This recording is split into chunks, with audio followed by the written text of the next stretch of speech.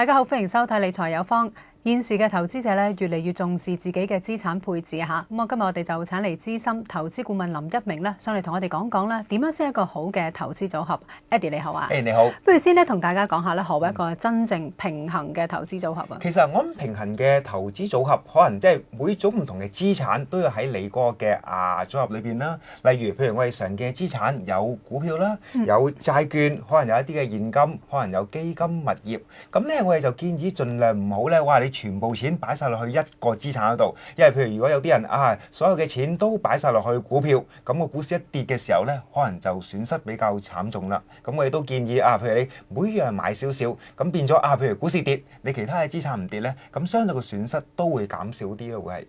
咁應該點樣去定咧？你個資產類別嗰個配置比例咧？嗱，其實通常我哋去睇嘅時候咧，我係有睇過一個叫相關係數嘅。嗱，相關係數係咩意思咧？其實就主要睇兩個資產究竟佢係咪一齊去升，或者係咪一齊去跌。嗱，譬如你買兩隻唔同嘅地產股，或者你買10隻嘅，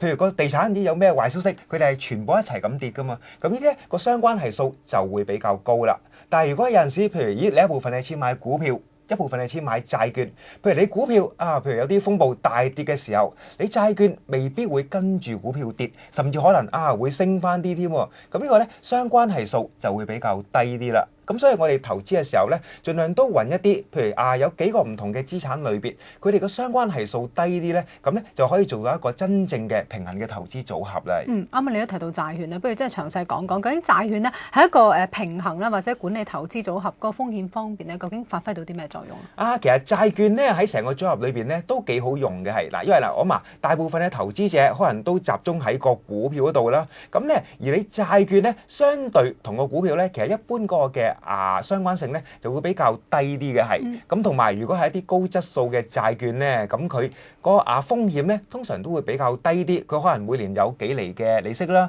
但係咧由於嗰啲公司係比較大啲，所以咧佢哋執笠嘅機會或者破產嘅機會咧都比較低啲啦係。嗱，不過咧大家要注意，唔係所有嘅債券咧都一定係低風險嘅，因為有啲你要睇下買咩公司，有啲公司可能佢譬如真係比較細啲嘅，或者我哋叫垃圾債券啦，佢個評級係比較低嗰啲咧，咁佢可能破產執笠嗰啲咧個機會大啲，呢啲債券咧就可能未必真正係咁低嘅風險啦。嗱，咁高質素嘅債券咧，其實投資者咧點樣先知道嗰個係高質素嘅債券咧？係咪有啲即係評級咧會俾呢啲債券咧？大家可以一睇就知道啦。嗱，其實如果要睇呢啲債券嘅時候咧，我哋可以睇翻評級啦。譬如一般嚟講，譬如有 Moody 或者 S&P， 佢哋咧都會睇翻嗰間公司個嘅本身，譬如佢嗰個嘅資產負債好多唔同嘅數據，然之後咧就做一個嘅分析，睇下嗰間公司咧，究竟佢究竟穩唔穩陣啊？通常咧最高嘅評級咧就係3個 A 啦，係咁然之後低啲就2個 A， 1個 A。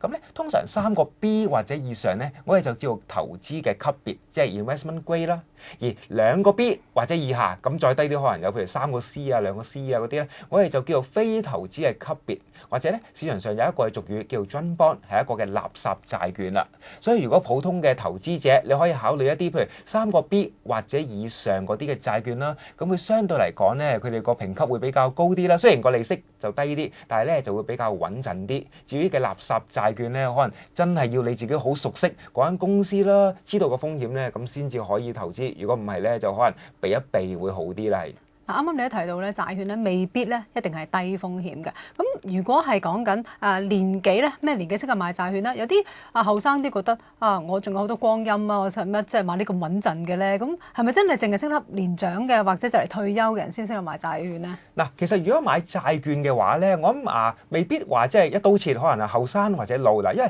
債券咧有好多唔同嘅級別嘅，有啲譬如頭先講過譬如你2個 A、3個 A 一啲好大嘅公司，譬如全個地球最大嗰啲嘅銀行啦，一啲政府嘅機構啦，嗰啲咧就比較穩陣啲嘅。咁咧嗰啲一啲譬如年長啲嘅一啲嘅老人家，佢可以買嗰類型嘅債券啦。如果有一啲譬如比較風險大啲嘅，譬如頭先講過可能得1個 B、2個 B 一啲嘅 junk bond 咧，嗰啲危險性比較大啲，咁咧我就建議啲譬如一啲嘅老啲嘅人家咧，除非佢好熟悉嗰啲嘅債券啦，咁都未必係適合投資啦。係。嗱，其實咧，我哋喺數學上咧，我哋有一個嘅好得意嘅一個算式，可以計到咧自己究竟應該買幾多嘅債券嘅係。咁呢個損失係點樣計出嚟嗱啊？，其實咧好簡單嘅啫嗱。首先我哋睇翻自己嘅歲數譬如我假設係譬如當30歲，咁咧你又攞100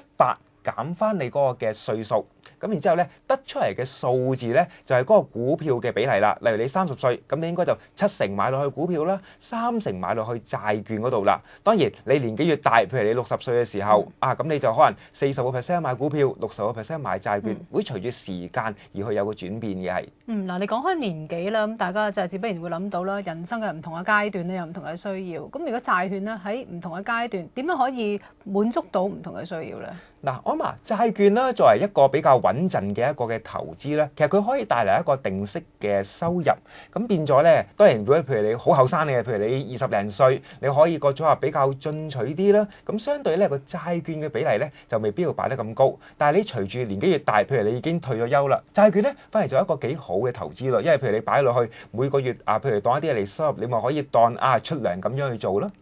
咁呢一集咧，唔該晒 Eddie 咧，幫我哋咁詳盡講咗啦，何為一個咧真正平衡嘅投資組合啊！呢一節時間差唔多啦，下一節再同大家見面，拜拜。